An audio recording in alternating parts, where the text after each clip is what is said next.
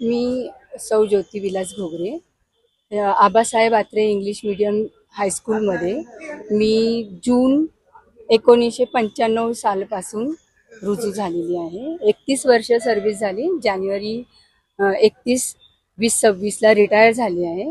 2026 ला. हो. आणि माझ्याकडे जे म्हणजे मला कार्यरत असताना मला त्यांनी मुख्याध्यापक पद दिलं नाही, फक्त जातीय कारणावरून. हो. तर मी एक शेड्यूल कास्ट महिला आहे, त्यामुळे त्यांनी मला मुख्याध्यापक पद दिलं नाही.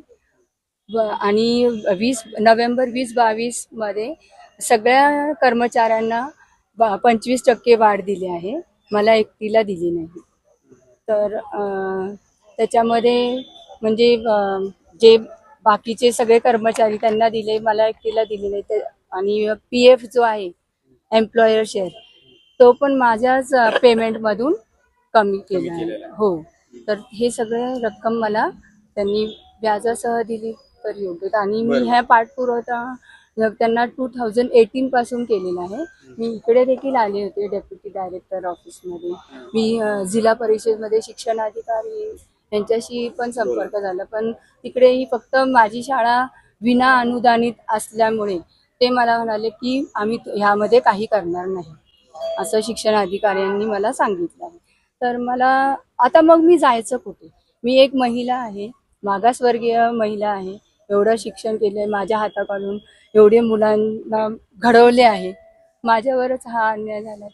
की आज जे आम्ही आंदोलन इथं केलं सर्वांनी, की ह्या महिलेवर अन्याय झालेला आहे, तर आम्ही त्यांना न्याय मागण्यासाठी आम्ही हे आजचा रस्त्यावर आम्ही आंदोलन केलेलं आहे. तर त्यांना न्याय मिळाला पाहिजे. जोपर्यंत न्याय मिळत नाही तोपर्यंत आम्ही हे व्यक्तीसोबत आहोत. बरं आहे. त्यांनी जे आता सांगितलं ना की मी मागासवर्गीय असल्यामुळं मला दुसरं पद दिलं नाही, आणि आता ते कागदच बोलतात त्यांच्या बरोबर. तर त्यांना वाचावं, आमची बाजू आम्ही तिथं मांडणार आणि त्यांनी न्याय द्यावा.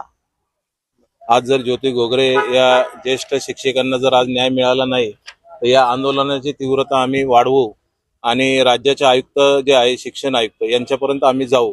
आज 2018 पासून ज्या पद्धतीने ज्योती घोगरेंची हेळसांड होतीये, त्यांच्यावर जो ते पाठपुरावा करत असताना देखील त्यांना जो न्याय दिला गेलेला नाहीये, तर ते ह्या शिक्षिकेवर जो अन्याय होतोय, असाच ना ज्या पद्धतीने जो अन्याय सुरू आहे हा जर थांबला नाही तर आम्ही या आंदोलनाची तीव्रता नक्कीच वाढवू. आणि जोपर्यंत त्यांना न्याय मिळणार नाही तोपर्यंत आम्ही थांबणार नाही, असं आम्ही आज या आंदोलनाच्या माध्यमातून आपल्या पत्रकार बांधवांना सांगू इच्छितो.